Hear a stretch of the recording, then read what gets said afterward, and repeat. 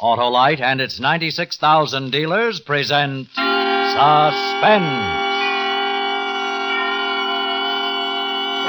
Tonight, Autolite brings you Fly By Night, a suspense play starring Mr. Joseph Cotton.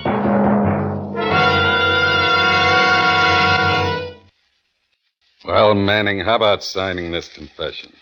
I want my lawyer. You don't need a lawyer, not if you tell the truth. Well, my wife's cousin, Charles Borden, he's the lawyer. I want him. Look, Manning, we know you killed Garvin. All you have to do is admit it. I didn't do it. It's a frame, I told you. Just as soon as you confess, you can go to sleep. A bargain? I didn't kill Garvin. Don't be stubborn, Manning. I didn't do it.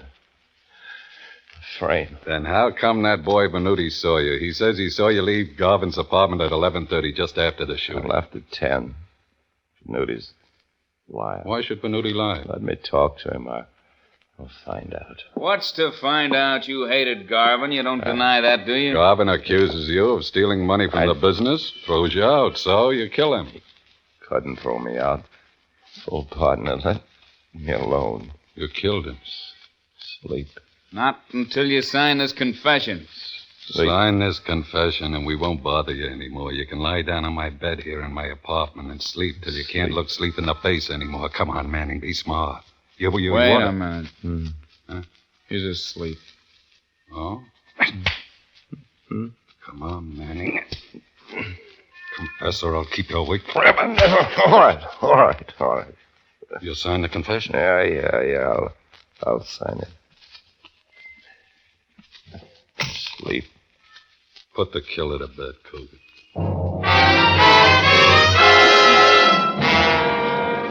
In just a moment, Mr. Joseph Cotton in the first act of Fly By Night. Say, Harlow, I went to a carnival last night, and that human skeleton... Thin, huh? Oh, practically transparent. Lives on bread and drinks water only once a week. Once a week? Well, that's nothing, Hap. Autolite stay-full batteries need water only 3 times a year in normal car use. And they had a strong man who lifted a horse. 1 horse? Oh, listen, Hap. The Autolite stay-full battery can snap up 100 horses in your car's engine without even half trying. But they have a big advantage. Oh, and what's that? Autolite stay-full batteries have fiberglass retaining mats to help reduce flaking and shedding, and thus protect the power of every positive plate. And there was a flagpole sitter at the carnival, too. He's out to break the record. He'll never break the Autolite stay-full battery record, Hap, because you can't buy a better battery for your car. Now, you're sharper than a sword swallower's supper, Harlow. Thank you, Hap. And friends, see your Autolite battery dealer and ask him for an Autolite stay-full battery, the battery that needs water only 3 times a year in normal car use. And remember, you're always right with Autolite. And now, with Fly By Night and the performance of Mr. Joseph Cotton, Autolite hopes once again to keep you in suspense.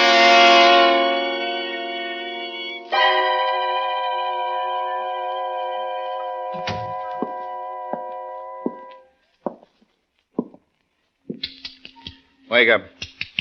Wake up, Manning, wake up. Come on, get up. You had your 8 hours sleep. Let's go calling. What? Don't you remember? You signed a confession. Admitted you murdered Leo Garvin. Oh. I didn't do it. I didn't kill Garvin. Come on, into the bathroom and shave. Here, Lieutenant Driscoll left this shirt for you to change into. Want you to look nice for the photographers. I didn't do it. When I left Garvin, it was 10 o'clock and he was alive. Yeah, save it for the courtroom. They'll be real impressed with a signed confession. I'll swear you forced me. Sure, so what? You can't swear Venuti out of existence. He saw you leave at 11:30. He'll testify he saw you. He's a liar. He's part of the frame. I want to see him. Go on, shave. You'll see Venuti in court. Shaving mug, soap, brush. All right.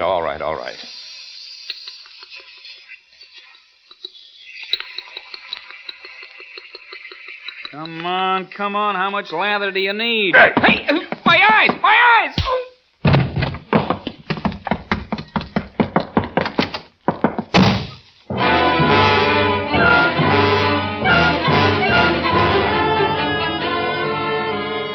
It worked. The shaving brush in Cogan's eyes and hitting him with all the strength I had left in me, it worked. And I got out of there, out and into the streets.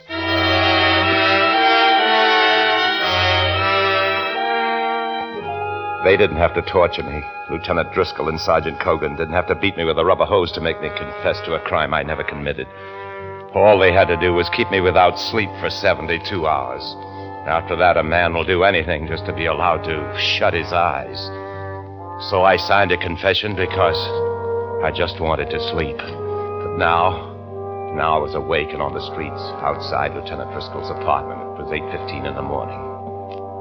And for the next 4 hours, I walked, trying to recall everything I'd known about Venuti, trying to figure just one reason why he wanted to frame me, why he said I left Garvin's at 11:30. But it was no use. I couldn't think of anything. And suddenly it occurred to me they were looking at me. The people on the street were staring. Then I remembered it was October and I had no coat. I was in shirt sleeves. I'd left my coat in Lieutenant Driscoll's apartment.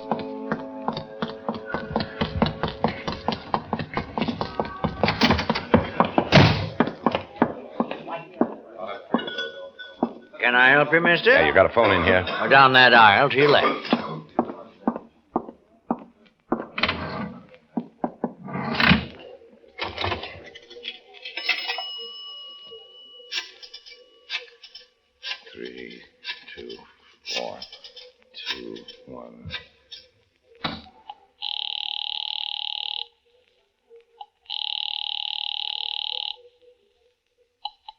Hello?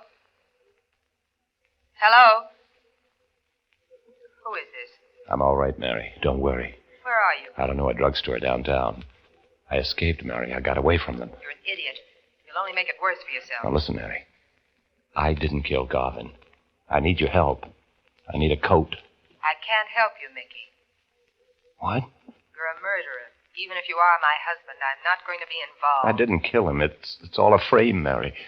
All I've got to do is find a guy named Venuti and beat it out of him. Mary.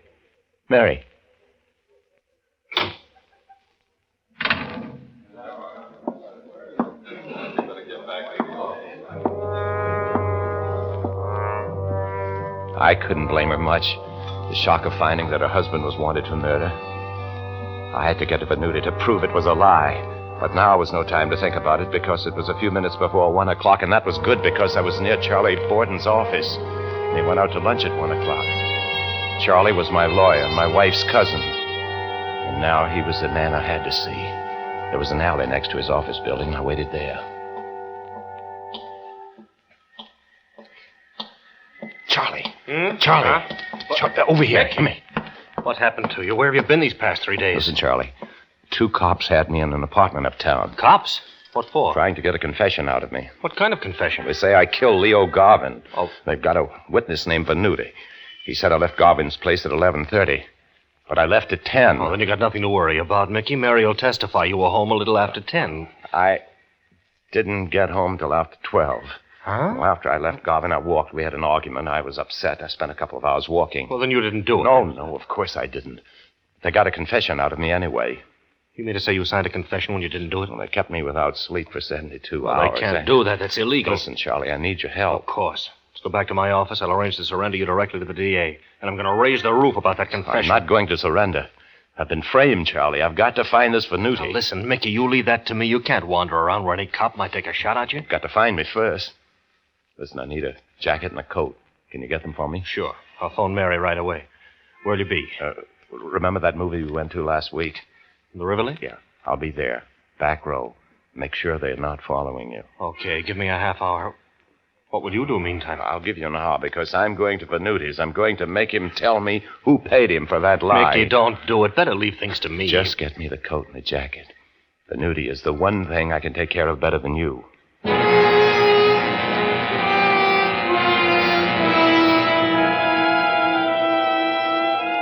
I caught a streetcar, and 20 minutes later, I was walking toward the swayback 2-story building where Venuti had his insurance office, just across the street from Garvin's house. I opened the door and walked in. You want something? Oh. Drink, maybe? Venuti. Where is he? Who shall I say is calling? Where's Venuti? You look like you want him real bad. Come on. Where is he? Take it easy. Slow down. You want to see Venuti? I'll take you to Venuti. Come on. There he is. There's Venuti. Sure you don't want that drink? He was sitting at his desk, natty as ever, disinterested as ever. I walked over to him, stopped. There was a bullet hole in his forehead. He was dead. There was a gun lying on the floor. I picked it up, examined it. 2 bullets had been fired. And it was my gun.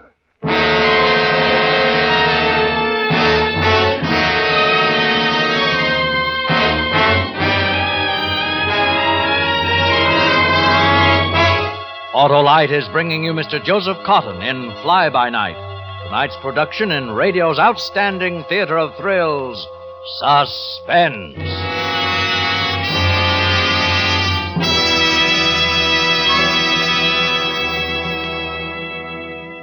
Hey, Hap, was there a barker at the carnival? Sure was, Harlow. Ah, I can hear him. Right this way to the 9th wonder of the world. Step right up, folks, and see the Autolite Stay Full battery. This sensational specialist of sure starts needs water not 10, not 5, but only 3 times a year in normal car use. Yep, the barker's always a big attraction. Well, not as big as the Autolite Stay Full battery, Hap. It attracts hundreds of thousands of discriminating drivers every year. Plays to a full house, huh, Harlow? You said it, Hap. And no one-night stands either. Autolite Stay Full batteries are always good for a long run. How come, Harlow? Well, Autolite Stay Full batteries have fiberglass retaining mats protecting each positive plate. These mats help reduce flaking and shedding. They get top billing with me, Harlow. Attaboy, Hap. So, friends, see your neighborhood Autolite battery dealer, and when you pay your money and you take your choice, choose an Autolite Stay Full battery. The battery that needs water only 3 times a year. Remember, you're always right with Autolite. And now Autolite brings back to our Hollywood soundstage Mr. Joseph Cotton in Elliot Lewis's production of Fly By Night, a tale well calculated to keep you in suspense.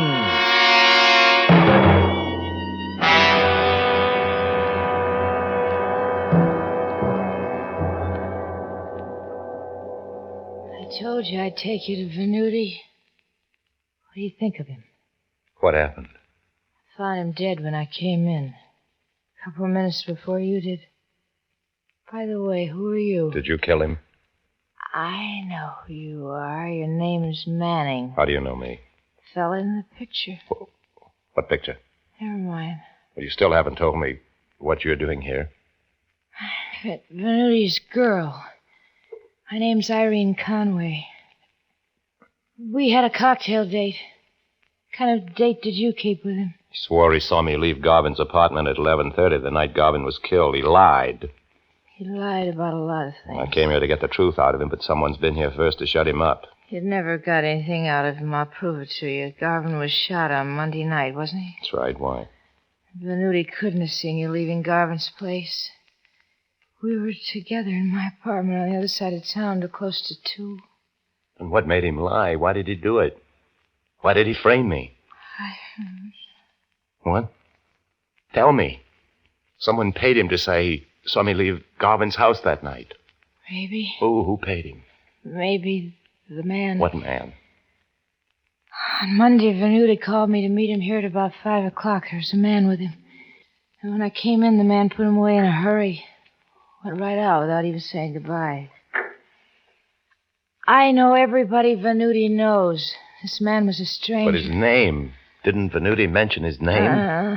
No, he wouldn't talk about him. When I asked him what the pictures were, got mad. But I saw one of them. Who was it? You. Well, that's how I recognized you when you came in. Can you describe this man? He was a blonde man. He wasn't pretty. You're pretty. Venuti was pretty. Venuti was prettier than anybody. Listen, Irene, you've got to talk to Charles Borden, my cousin. He's a lawyer. You've got to tell him everything you told me. Will you do that for me? Venuti isn't pretty Listen, anymore. Irene, Venuti's dead. Somebody's knocking on the door, Mr. Manning.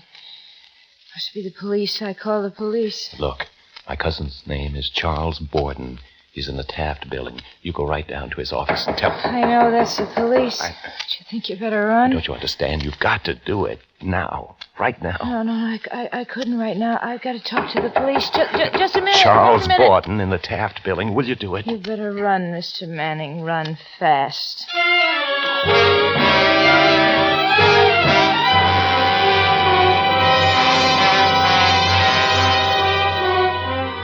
I ran out the back way and into the streets. Now it was time to meet Charlie in the movie theater. Get the jacket and coat from him. Tell him about Irene and the man with my picture. I got settled in one of the empty seats in the back row of the movie and waited. In a little while, Charlie came in and sat down next to me. He had the extra coat and jacket with him. Did you find Venuti? I found him. He was dead when I found him, shot with my pistol. Here, you take it. Someone's trying to get me, Charlie, and I think I have a lead on it. What kind of lead? A girl named Irene Conway, friend of Venuti's. She saw the man who paid Venuti to put the finger on me. If she doesn't come to you, you've got to find her, Charlie. Okay. Make her tell you what she knows, then follow it up. Hire detectives if you have to. Mary can sign checks for me. I've got about $1,500 in my account. Don't worry about the money. I'll take care of it. I need some cash now. I used what I had on phones and streetcars. I put $25 in the jacket. Thanks, Charlie. I hope it fits you. It's my jacket. Mary wouldn't give me one of yours. I'll keep in touch with you by phone. Okay. I'm going. You stay for another 10 minutes or so. Right. Thanks again. Good luck, Mickey.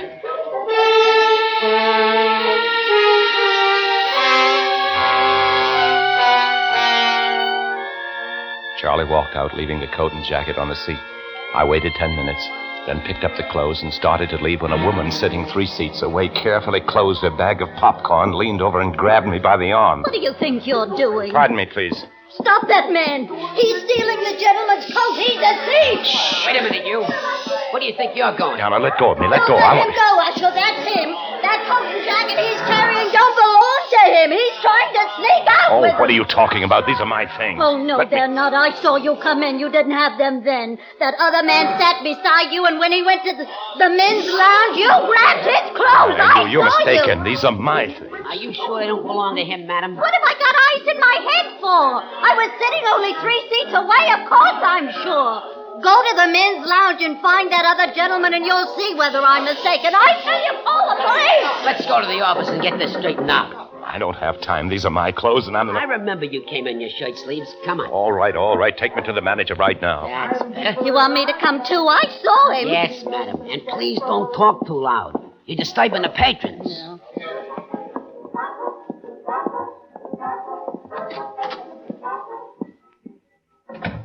Yes? What is it? Mr. Schreier, this woman claims that this man is trying to walk out with a coat and jacket belonging to another patron. She says he's in the lounge. Is that so? Go get the gentleman in the lounge. Yes, sir. This is all a mistake. The coat's mine, so's the jacket. It is not. You came in without a coat or a I jacket. don't deny that. The man who brought them was my cousin. I'd left them in his office, and you won't find him in the lounge. He's gone back to his office. You say this coat and jacket are yours? Yes. Can you identify them by the contents of the pocket? Well, there should be $25 in the jacket. In which pocket? I don't remember one of them. Well, we'll soon see. Nothing in this pocket. Here's something. Bill. Yeah, I told you. 5, 10, 15, 25. He could have put the money there. That's no proof the coat's his. I told you it was my jacket. Now, may I have it, please? Oh, just a moment. There's a letter here in the inside pocket. I presume it's yours. Sure, it's mine. And the name on it? If it's your letter, it should have your name on it. Oh, of course. The name is Charles Borden. Yes, it's addressed in care of Charles Borden, but not to Charles Borden. Oh, yeah, I'd forgotten. It's addressed to Manning. Mrs. Michael Manning. Yes, Mrs. Manning is my cousin. Uh-huh. And what is your address? 5437 Booth Street, Forest Hills. Well, that's the address, all right, madam. I'm afraid you've made a mistake. This man can identify the clothing. This man's a thief. Oh. I don't think he is, madam. My apologies, sir. It's quite all right.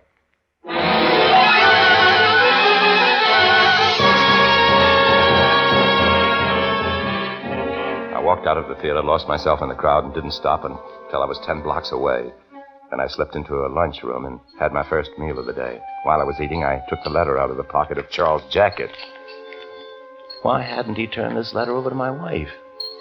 What was in it he didn't want Mary to see. I opened and read it. Leeds, Fulbright, and Benning, attorneys at law, 1312 Q Street, Sacramento, California, 12 August 1950. Dear Mrs. Manning, this is to inform you that you have been named sole beneficiary under the last will and testament of your late uncle, Benjamin Williams. We request that you or your attorney appear in the probate proceedings by means of the enclosed waiver of citation, so that we may make distribution. In our opinion, after taxes, your inheritance will be upwards of $200,000. Sincerely yours, Julius Benning. $200,000. I was stunned at first. Then it suddenly occurred to me. Charlie hadn't said a word about it. Charlie hadn't even shown the letter to Mary. Then I took another look at the date. August 12th. Over a month ago. Then it came into focus. Cousin Charlie was playing the hand alone. He didn't want Mary to have any of that money. Charlie was the one who had framed me. Get me out of the way, then Mary. Then Charlie would be the sole survivor of our late uncle. Charlie had stolen my gun. Then I'd helped him. I'd put my fingerprints on the gun at Venuti's and then given it to Charlie. Charlie was the man with the pictures who paid Venuti to put me on the spot. I paid my check and grabbed a cab outside. At 8:30, I was running up the steps of Charlie's house.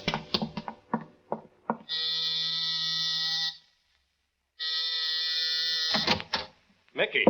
I want to talk to you, Charlie. Anyone see you come here? I didn't bother to look. I want to talk to you. All right, Mickey. You had me fooled, Charlie. Framed me and fooled me. What are you talking about? You knew Mary had inherited $200,000. $200,000? You knew it. Never told Mary about it. Killed Garvin to get rid of me. Killed Venuti because you were afraid I'd beat the truth out of him. When were you planning to kill Mary? Oh, you're going crazy, Mickey. Now, look, listen to me. Now I'm going to beat a confession out of you, cousin. I swear to you, I don't know what you're talking about. Confess, Charlie. I confessed once. Confess.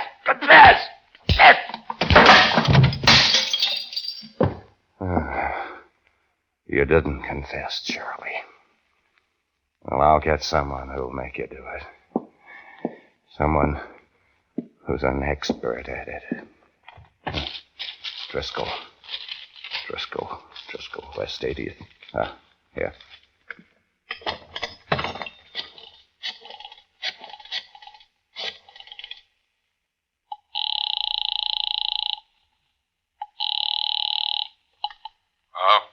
Driscoll? Yeah? Mickey Manning. Where are you, killer? Charlie Borden's apartment. I've got your murderer for you.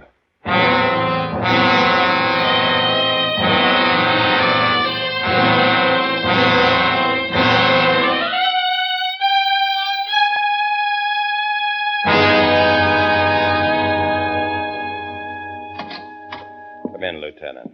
Come in. Thanks, Manning. I brought somebody. Your wife. Hello, Mickey. Mr. Driscoll called me and said you found Garvin's killer. Have you really, Mickey? Yes. Venuti's, too. I told you it was a frame, Mary. Who's the killer, Manning? Cousin Charlie. Now, why should Charlie kill them, Mickey? Because he wanted all that money for himself, don't you see? Because he wanted that $200,000 for himself. Is that right? Yes, that... Wait a minute. How did you know about that $200,000, Mary? I knew it from the day I got the letter from the lawyers. And I said to myself, now, there's no sense in sharing all that money when there's a way to get it all to myself. So you framed me, Mary. So I framed you. Driscoll and I framed you.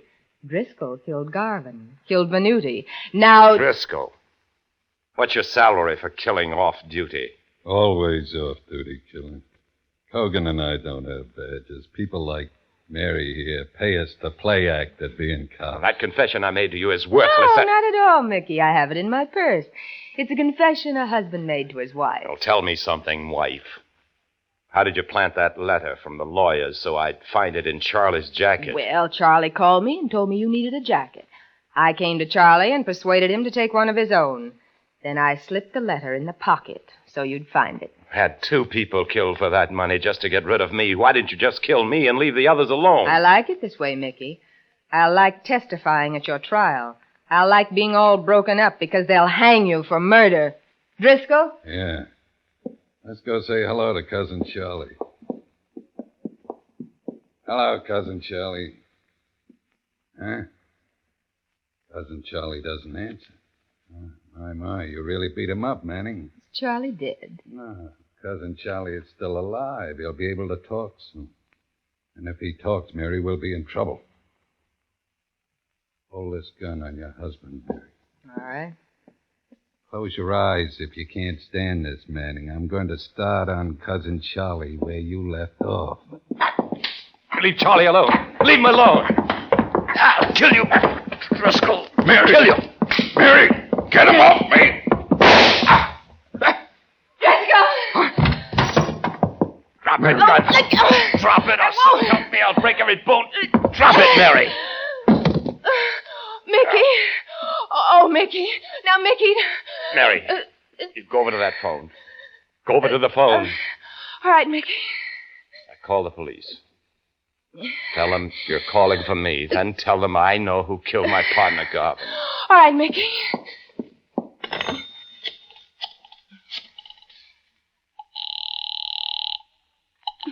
Police Department. Lieutenant Randall speaking. This is Mary Manning.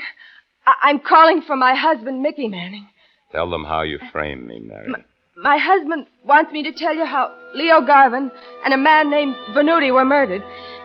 It started with a letter I got in which I inherited $200,000.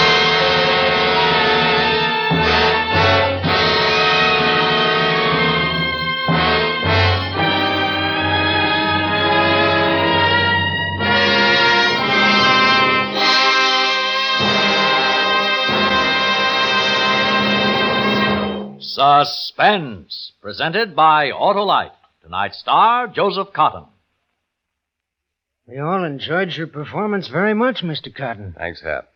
Thank you, Joe. We hope you'll return to Suspense again soon. I hope so, too, Harlow. It's always a pleasure to be associated with Autolite. He sounds like you, Wilcox. Of course, like me and hundreds of thousands of satisfied Autolite customers. Why, Hap, you'll find Autolite friends everywhere because Autolite makes more than 400 products for cars, trucks, planes, and boats in 28 plants from coast to coast.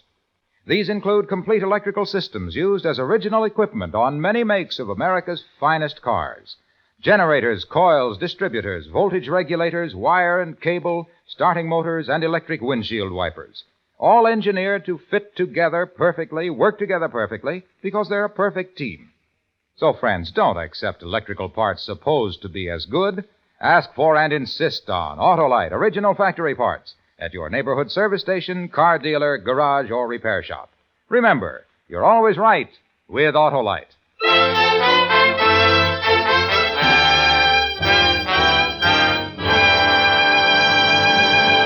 Next week on Suspense, Miss Miriam Hopkins as star of Miss Bone, the story of 3 women living in a small-town boarding house and the unusual murder that took place there. And in weeks to come, you will hear such famous stars as Milton Berle and Howard Duff appearing in tales well calculated to keep you in suspense.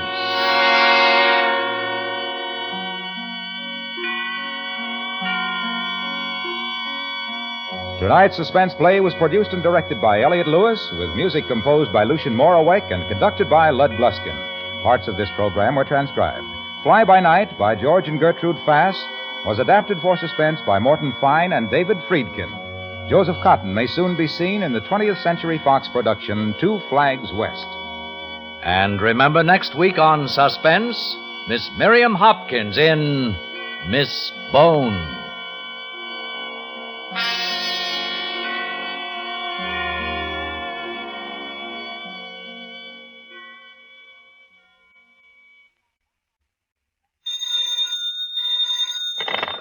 You can buy Autolite Stay Full batteries, Autolite Standard Type, or Resistor Type spark plugs, Autolite electrical parts at your neighborhood Autolite dealers. Switch to Autolite. Good night. This is CBS, the Columbia Broadcasting System.